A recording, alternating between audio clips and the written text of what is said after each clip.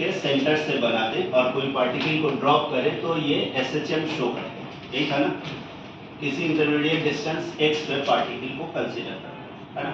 Force exerted के लिए इतने पोर्शन ऑफ अर्थ को लेते हुए यहाँ दिखा दी, उसका मास निकाले या, और तब हम लोग फोर्स निकाले जिसको आप रेस्टोरिंग फोर्स कहें, डिस्प्लेसमेंट से अपोजिट है ना।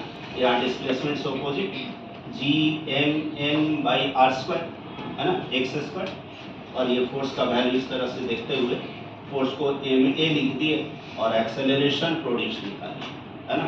और यहाँ दिखा है कि acceleration proportional to negative of displacement, तब क्या होगा, hence it executes, that is particle executes SHM।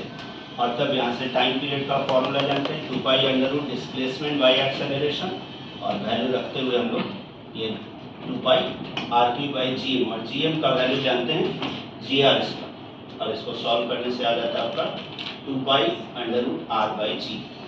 अगर टनल सेंटर से नहीं पास करे है ना, अगर सेंटर से छोड़ के कहीं और से पास करे, सपोज हम लोग r/2 डिस्टेंस सेंटर से ले लें और यहाँ से टनल ऐसे पास करा है ना, जैसे भी दिखा दो, डिस्टेंस कम भी लेते अधिक ही लेते जहाँ से भी, तब देखें कि ये पार्टिकल SHM शो करेगा कि नहीं।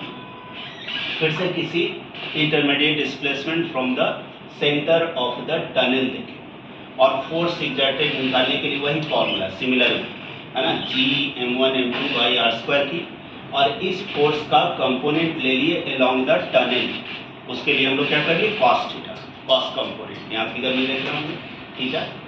इस फोर्स का कंपोनेंट इधर दिखा दिए और फिर से force equal to mass into acceleration लिखते हुए ये सिंप्लीफाई करते हैं है ना।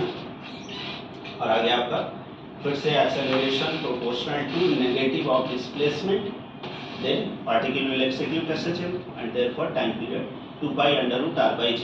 यानी फिर से यहाँ देख लीजिए, चाहे टनल सेंटर से पास करे या कहीं से पास करे, time period will be the same 2π√r/g, ठीक है। और इसमें एक और बात याद रखना है कि अर्थ के इनसाइड कहीं से, दैट इज टनल के इनसाइड, अर्थ के इनसाइड कहीं से, सरफेस के इनसाइड कहीं से टनल में ड्रॉप करें तो SHM, और टनल से बाहर कहीं से ड्रॉप करेंगे तब पीरियोडिक बट नॉट SHM।